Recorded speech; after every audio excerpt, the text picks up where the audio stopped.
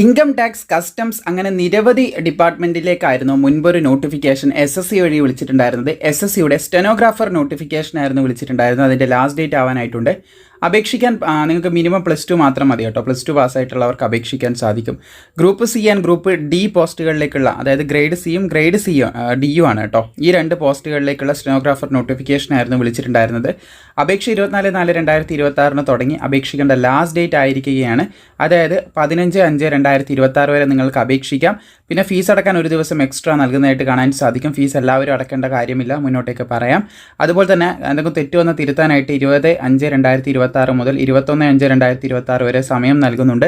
July August 2026 ഇതിൻ്റെ പരീക്ഷ എന്നും കൂടി ശ്രദ്ധിച്ചിരിക്കുക. സോ ഇതിൻ്റെ അപേക്ഷിക്കാൻ നിങ്ങൾക്ക് മിനിമം +2 മാത്രം മതി കേട്ടോ. പിന്നെ 731 വേക്കൻസീസ് ആണ് നിലവിൽ ഇപ്പോൾ ഉള്ളത്. അതുപോലെ തന്നെ അപേക്ഷിക്കാൻ +2 ആണെങ്കിലും ഇതിൻ്റെ കൂടെ നിങ്ങൾക്ക് സ്കിൽ ടെസ്റ്റ് വരുന്നുണ്ട്. എക്സാം പാസ്സായ സ്കിൽ ടെസ്റ്റ് ഉണ്ട്. അപ്പോൾ സ്റ്റെനോഗ്രാഫി അറിഞ്ഞിരിക്കുക എന്നുള്ളത് വളരെ ഇമ്പോർട്ടൻ്റ് ആയിട്ടുള്ള കാര്യം തന്നെയാണ്. അപ്പോൾ അറിയാതെ അപേക്ഷിച്ച് കഴിഞ്ഞാൽ പരീക്ഷ പാസ്സാവുകയും സ്കിൽ ടെസ്റ്റിൽ അബദ്ധം പറ്റാനുള്ള സാഹചര്യം ഉണ്ട്. അപ്പോൾ നിങ്ങൾക്ക് നല്ല രീതിയിൽ സ്റ്റെനോഗ്രാഫി അറിഞ്ഞിരിക്കുക എന്നുള്ളൊരു ഇമ്പോർട്ടൻറ്റ് പോയിന്റ് തന്നെയാണ്. ഗ്രേഡ് സിയിലേക്കാണെങ്കിൽ 18 to 30 വയസ്സ് വരെയുള്ളവർക്ക് അപേക്ഷിക്കാം. ഗ്രേഡ് ഡിയിലേക്കാണെങ്കിൽ 18 to 27 വയസ്സ് വരെയുള്ളവർക്കും അപേക്ഷിക്കാൻ സാധിക്കും. ഇതിൻ്റെ വീഡിയോ നമ്മൾ മുമ്പ് ചെയ്തിട്ടുണ്ട്, അതുകൊണ്ട് ആ വീഡിയോ ലിങ്ക് ഞാൻ നേരത്തെ കൊടുക്കാം. സോ അപേക്ഷാ ഫീസ് വരുന്നത് നിങ്ങൾക്ക് ഇവിടെ കാണാൻ സാധിക്കും 100 രൂപയാണ്. SC അതുപോലെ തന്നെ ST വിഭാഗം, പിന്നെ വനിതകളൊന്നും ഫീസ് അടക്കേണ്ട കാര്യമില്ല എന്ന് ശ്രദ്ധിച്ചിരിക്കുക. വനിതകളും SC ST ഒന്നും ഫീസ് അടക്കേണ്ട. ജനറൽ OBC EWS വിഭാഗത്തിൽപ്പെടുന്ന ആൺകുട്ടികൾക്ക് മാത്രമേ ഫീസ് വരുന്നുള്ളൂ എന്നും കൂടി ശ്രദ്ധിച്ചിരിക്കുക. പിന്നെ ഇതിൻ്റെ പരീക്ഷ നടക്കുന്നത് കേരളത്തിൽ നമുക്ക് ഓരോരോ സ്ഥലം നോക്കാം. കേരളത്തിൽ പ്രധാനമായിട്ടും കണ്ണൂർ, കോട്ടയം, കോഴിക്കോട്, തിരുവനന്തപുരം, എറണാകുളം, കൊല്ലം, തൃശ്ശൂർ, പിന്നെ ഇത് ലക്ഷദ്വീപിലുള്ള സ്ഥലമാണ്. ആലപ്പുഴ, മലപ്പുറം തുടങ്ങിയ ജില്ലകളിൽ നമുക്ക് പരീക്ഷ അവൈലബിൾ ആണല്ലേ, പരീക്ഷാ കേന്ദ്രം അവൈലബിൾ ആണെന്ന് ശ്രദ്ധിച്ചിരിക്കുക. ഇതാണ് ഇതിൻ്റെ സിലബസ് എന്ന് പറയുന്നത്. സിലബസ് ഇതാണ് ഇവിടെ കൊടുത്തിട്ടുണ്ട്. ഈ ഒരു പാറ്റേണിലാണ് എക്സാം നടക്കുന്നത്. ഇത് ഓൾറെഡി നമ്മൾ മുൻപ് അപ്ഡേറ്റ് ചെയ്തുകൊണ്ട് നമ്മൾ വീണ്ടും പറയുന്നില്ല.